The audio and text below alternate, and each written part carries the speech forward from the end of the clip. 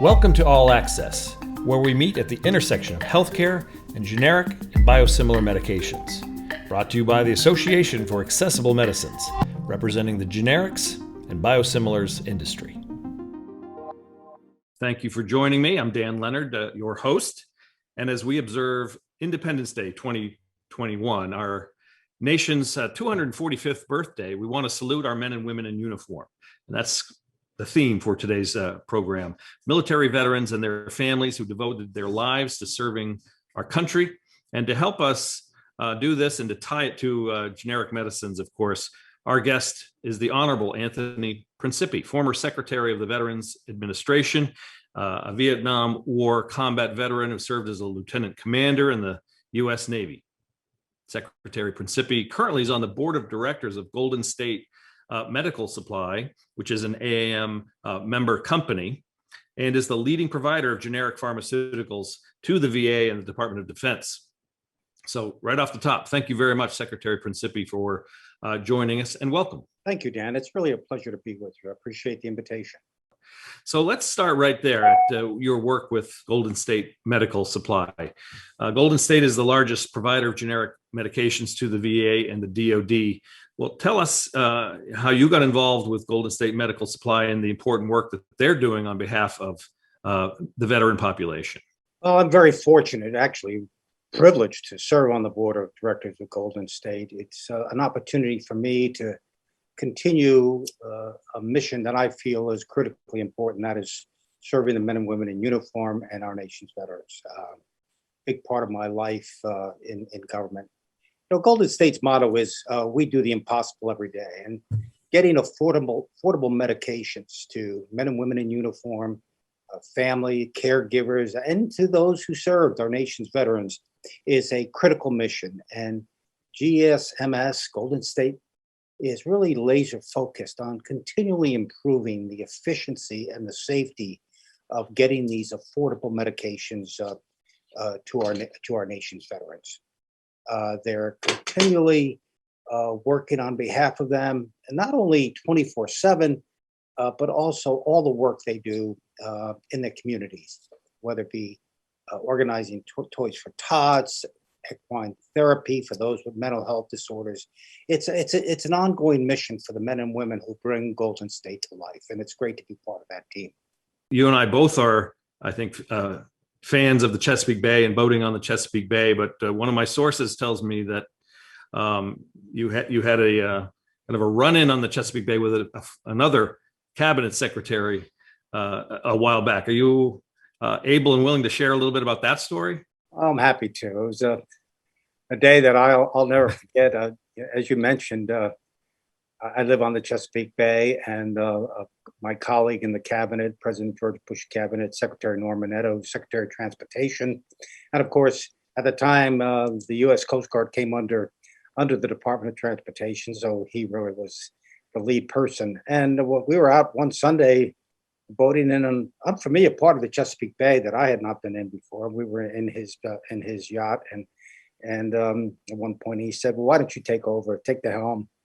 And I did. And I really wanted to test this to see how fast these twin Mercs could go. And so I sped up, and a few minutes later I hear a siren.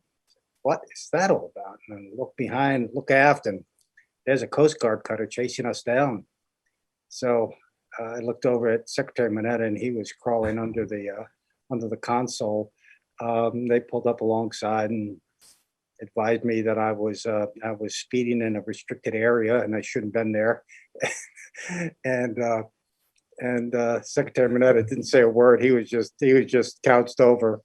And so I was cited for that incident and thought it was over. We got a few laughs out of it. But the next day, or the couple of days later, there are no secrets in Washington. And there on the federal page of the Washington Post was a story about the two cabinet secretaries who are nabbed on the Chesapeake Bay. And so that was, we thought, oh my gosh, what's going to happen with this? And the Washington Post's timing is impeccable, because that afternoon we had a cabinet meeting, and we all go in the cabinet room, and our colleagues are kind of joking and pointing to the president's place at the cabinet table, and there's the Washington Post right in front where he's going to sit. And of course, he was prepped, and he opened to the page and started reading it like he had not seen it before, and said, "Oh, we have two delinquent children in my cabinet," and Norman is pointing at me, and I'm pointing at him, and saying, "You should have told me where we were." So that was the story about Secretary Mineta and Principi on the Chesapeake Bay. Well, it sounds like perhaps your love for the Chesapeake came from your time at the Naval Academy.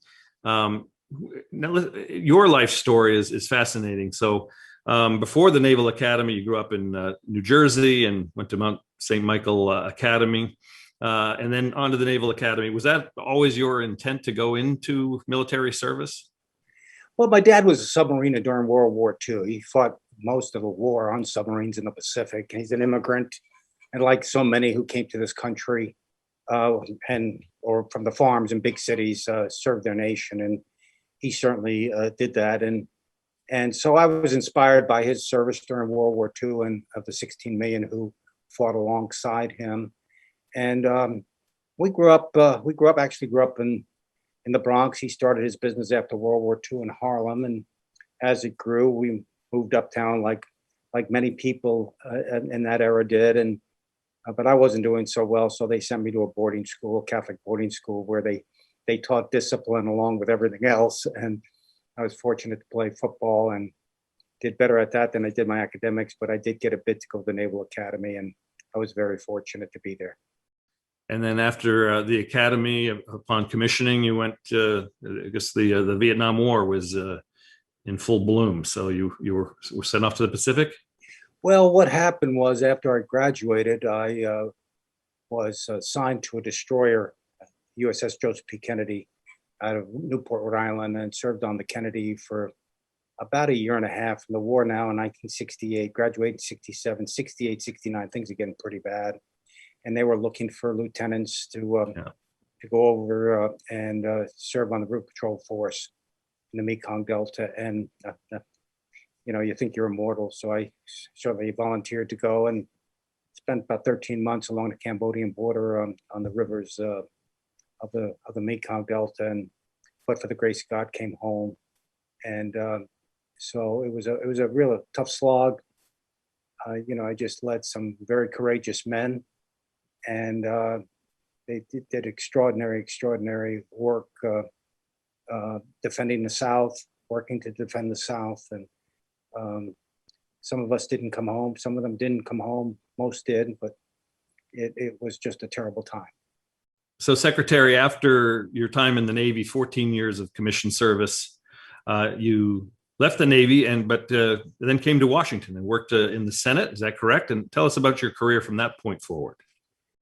Well, in 1979, I was transferred to Washington to the Office of Secretary of the Navy and as legislative counsel. So it meant that I spent a lot of time on Capitol Hill in both the Senate and the House, and primarily the Armed Services Committee and the Appropriations Committee on Military Construction. And in 1980, the Republicans won control of the U.S. Senate for the first time in, I think, 26 years. And John Tower of Texas became the chairman of the committee. And I had worked with the senator when he was ranking member of the committee. And one day I got a call, and he asked me that he'd like to have me join his staff as counsel, and which meant I'd have to get off of active duty. So here I am at 14 years active duty, including law school, about 6 years to go before I can retire, young family. And I accepted, even though I had no security and could lose my job the next day if I didn't perform well. But I felt it was such an enormous opportunity that I served as counsel to the chairman for several years, and then moved on to the Senate Veterans Affairs Committee when Senator Tower retired, and served on that committee for years. And of course, 1989.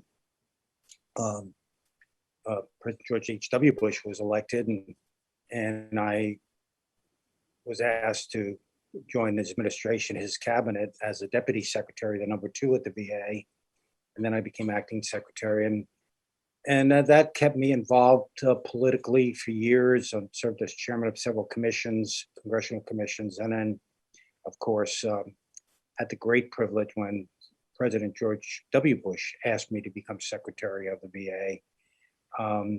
So I feel very, very blessed that I had this great opportunity to serve in government. And at this point, as Secretary of the Veterans Administration in President George W. Bush's administration, September 11th happens. You were at the VA on September 11th. Would you share your experiences on that day? Well, on that day, I was in California giving a speech, and as most of my colleagues in the cabinet were traveling, some internationally, and Congress was in recess. I don't recall, but I do remember being in California, and knock on my hotel door was the FBI, and they just learned about the what had happened at the Twin Towers in New York, and they ushered me away and kept me at a location, and then put me on a Marine Corps jet back to Washington, D.C. So obviously, it was for all of America, all the world. It was really an incredible day, and we had a cabinet meeting shortly thereafter when the president came back to Washington, and he wanted one of the cabinet members outside of Washington at all times, and I became a designated survivor. I think they did a television show called The Designated Survivor, based upon some of the stories and the experiences that we as cabinet members lived during that period. And up to today, whenever the president addresses a joint session of Congress, there's one cabinet member who is away from Washington at a undisclosed location, so that you have the continuity in government if anything should happen. When the members of Congress, the vice president, and the president are all at a single location, and I think I was one of the first to have that designation as a designated survivor. Although there have been periods throughout history where a cabinet secretary was away from Washington. Obviously, a critical time for our country, and we appreciate your service at that time and throughout your career. But I'd like to go back to where we started and where we are here at the Association for Accessible Medicines, and the importance of generic medications, and your role again with Golden State. How does your role with Golden State intersect with our industry, with the generic industry? Well, at one point in my career, I served as senior vice president, head of Pfizer's Washington operations. So I became very familiar with the pharmaceutical industry, and very proud of all they do. I mean, obviously, just look at the vaccine. Just look at the miracle of the vaccine in 6 months is an indication of the greatness of the pharmaceutical industry in America and why it needs to be protected. But what's very important, and very, very fortunate to work at Golden State, because the manufacture of generic drugs really make it possible for veterans and everyone to have the benefit of affordable medications. And Golden State is really a partner with the generic manufacturers. We're working hand in glove, utilizing innovation, technology to improve the efficiency, the effectiveness, the packaging, the logistics of getting generic drugs to I consider the greatest customer in the world, the men and women who serve and have served our nation in uniform. And that's the intersection of generic industry and Golden State, is that partnership. And I know my budget as secretary, and I know the Secretary McDonough today as secretary, budget would be a heck of a lot higher if we did not have generic manufacturers, generic medications. So my hat is off to them, and we're very fortunate for this segment of the pharmaceutical industry and what they do for all Americans, all the world, really, in essence. From your position on the board at Golden State, what are some of the challenges that are being faced by Golden State and by military personnel and veterans regarding the access to medications? Well, I think one of the challenges we face is with first time generics. There is an awful lot of pressure applied to the generic manufacturers to supply those first-time generics to the three big buying consortia. And that sometimes can leave Golden State out of the mix, so to speak, and not have ample supply of those generics to provide to the military and to the VA. And we understand those pressures. We understand that they have to ensure that there's ample supply for those buying consortia. But we hope that there's a way that we can work together to make sure that there's ample supply to those of us at Golden State and other similar companies to make sure that we can provide those medications to a very deserving segment of the American population. And with regard to the VA itself, having served as the secretary, it's well known the challenges that the VA had over the last number of years, particularly their hospital system. What have you seen since your time in the chair as the secretary to today, and what advice have you given, or would you be willing to share with the current secretary, McDonough? Well, I think the VA is very fortunate to have Dennis McDonough as secretary. He served as chief of staff to President Obama. That in and of itself indicates that he's a very, very sharp, hardworking individual. But getting to know him and spending time with him really reinforces my belief that he was the right person for this position at this time, because as you indicated, Dan, the VA faces many challenges in the healthcare system. Healthcare has changed dramatically since, the middle of the last century, when the VA really was built up to care for 16 million veterans returning from World War II. We've gone from hospital-centric care to patient-focused. Just alone what medications can do, what generic drugs can do to keep people out of hospitals, keep veterans out of hospitals, in and of itself is a transformation in the way healthcare is delivered.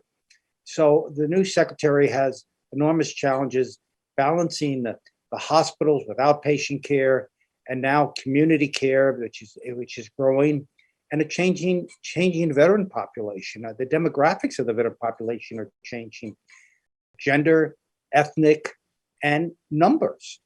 When I was secretary, there were 25 million veterans.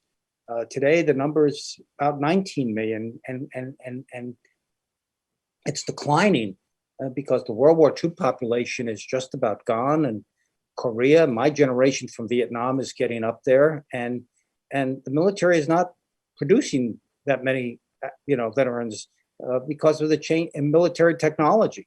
It's not as manpower intensive as it is systems and technology intensive. So much is changing, and future, as I told Secretary McDonough, we all think our 4 years as secretary are critical, and they are, but his is the most critical. The next 4 years, 8 years are going to see enormous changes in the veteran population. And the VA is going to have to transform itself to ensure that it's spending those taxpayer dollars wisely and effectively. Well, it's interesting because you note the declining number of veterans, yet the budget, and this is probably more of a government thing, not a veteran thing, but government budgets increase over time. And since you were secretary, the budget has gone up significantly. What has accounted for this the excess spending or the additional spending that's gone on and taken place within the VA since your time as secretary? Well, that's a great question. When I was secretary, my budget was, when I left, about $72 billion, at 240,000 employees, the second largest department of government, the federal government. And today the budget is moving closer and closer to $300 billion. And almost 400,000 employees. And you have to ask, well, how is that? The population is declining, and it's not just healthcare. The cost of healthcare has risen, but it's also the benefit side of the house. Diseases that are associated with exposure to Agent Orange. When I was in Vietnam, more and more veterans are filing for disability compensation. So it's a combination of things, but the VA infrastructure has to change. I've argued, written about it, testified about the fact that, again, many of the VA hospitals were built at a different time in healthcare delivery. Back in 1945 and 1950, if you were sick, you went to a hospital. There were no outpatient clinics. So, large metropolitan areas, like take New York City, and I'm not trying to critical of New York, but New York, downtown New York, Manhattan, Bronx, and Brooklyn, all about 20 miles apart. There are 3 medical centers, all built around the 1945, 1950 timeframe. And they were all built to 800 plus beds. So one night I was in New York City to give a speech, and I noticed 2 lights on in the VA medical center in Manhattan, and wondered how could that be. And got back to Washington. I asked my chief of staff, how many patients did we have? And tell me about Brooklyn, tell me about the Bronx. Not about Long Island, not about upstate, just about the metropolitan area. And turns out that we had 2,400 beds in New York City, in the 3 medical centers, and we had 287 patients combined in all 3. So you could just imagine the transformation of healthcare and hospitals that are 50, 60, now 70 years old. That's not to say they haven't been modernized, they haven't been renovated, they have. But the question is, how can you more effectively deliver healthcare in the 21st century and not the century gone by? How can you be more patient focused, more, just look at the medications. I mean, there were times when veterans with psychiatric disabilities were sent to long-term psychiatric facilities, and they throw away the key. And today, we don't do that anymore. We can treat those veterans with antipsychotics and other drugs and outpatient care and community care. And so these facilities, in part, need to change. They should not become museums of the past. They should become centers of excellence for the future. And it's going to take a lot of hard work and challenge to do that. After I left as secretary, President Bush punished me by asking me to chair the military's Base Realignment and Closure Commission, which probably the worst job anybody could have, chairing a commission that's charged with closing military bases around the country. But it works. It works. And it takes the politics out of it. You do what's right for our national security and not what's right for a certain member of Congress who wants to keep a facility that's no longer needed open. And I understand that. I know how hard it is to close these facilities, whether it be a medical center, a military base, or whatever it is. It's hard on the community. But, there are things that you need to do in government if you're going to make a difference for the people you serve. And I think the VA needs to take a good hard look at its infrastructure to make sure it's right-sized, the right type of care, because it's too important to go away. I'm a real big believer in VA medical care because it's not only treatment, it's research, it's prosthetics, it's spinal cord injury, it's academic medicine. VA plays a critical role in healthcare in the United States. And unless we're careful, it's going to become so costly and so antiquated, then it might go away. So I fear that. And I know the secretary is going to do everything he can to make sure it's the right system for the 21st century. There's also been vigorous debate around privatization of the VA healthcare system, which has some proponents, but also very vocal opponents on the Hill and elsewhere. What's your take on the privatizing some or all of VA healthcare? Well, I'm very opposed to privatization. That's not to say I oppose community care, allowing veterans to go to community private physicians when and where needed. You can't have a VA facility, whether it be a medical center or an outpatient clinic, in every corner of America. So there has to be a balance. But VA has always contracted out for care as needed, long before any of these issues with access arose.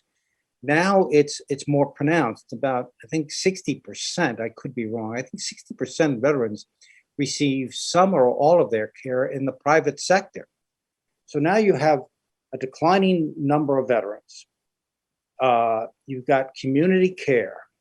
You got this aging infrastructure. And then you have the DoD facilities. And some of those facilities need to change.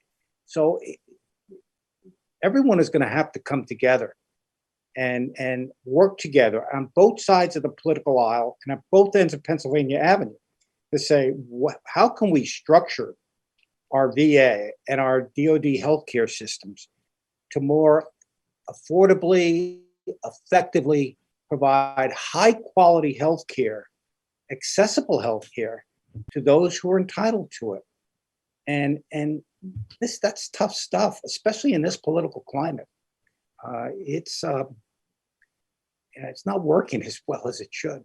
You wrote recently about the importance of research and development on new drugs, and you even mentioned earlier in our conversation about first generics and making sure there's access, the patients have access to first generics. But specifically treatments for illnesses that veterans face more predominantly than the general population. How can we ensure that the pharmaceuticals that brand companies make, but generic companies manufacture, as well as the system itself, can maintain policies that provide the best service to our active duty and our military veterans?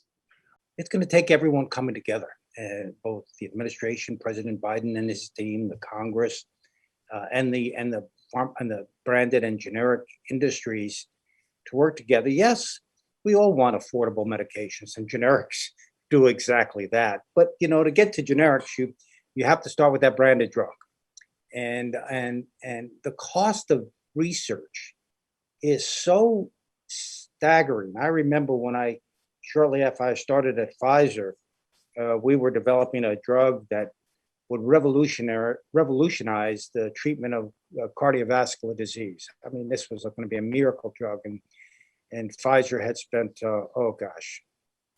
hundreds of millions of dollars in clinical trials, and right up to almost the very end, we're in phase 3, something went wrong, and we pulled that drug.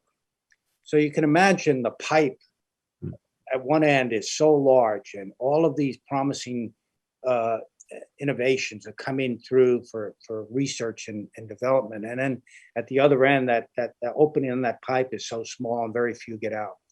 So I think it's a recognition, a realization of the cost for both branded drugs and then becoming first-time generic drugs, how important it is that we have policies in place. It goes back to an earlier question, Dan, and that is Congress have to work together. The administration, the sun doesn't rise and set at one end of Pennsylvania Avenue, or one party or the other party. It's not working well. When I was in the Senate as chief counsel, or when I was secretary, we disagreed philosophically with the other side of the aisle. We didn't always have the same ideologies or philosophies about things, but at the end of the day, we found consensus, and we passed legislation that was in the best interest of veterans, bipartisan, overwhelming majorities. It gets stuck on the floor in some bitter dispute, and I think we need to return to that for your industry, Golden State's benefit of caring for veterans. Unless we return to those days, I fear that we're going to have some really tough times ahead. These are as I told Secretary McDonough, these are very critical years. Anyone who's worked in Washington for any period of time would agree with you that the lack of bipartisanship is hurting us, and it's not the way it used to be. Even when I worked on the Hill a number of years ago. So we'd love to come back to that period of bipartisan agreement. For the issues that we work on, frankly, there are a number of bills which are bipartisan and do have support from both sides of the aisle. So we take solace in that, and hopefully that we can move forward toward passage of some of these pieces of legislation that are bipartisan and will help patients get affordable medicines. But again, I'd like to thank you, Secretary, for your work that you do with Golden State, one of our members at AAM, but also for your service to the country, and have appreciated this conversation with you. And thank you for joining us on All Access. Well, thank you, Dan, and thank you all for what you do to make sure those affordable medications get to the men and women who will earn them.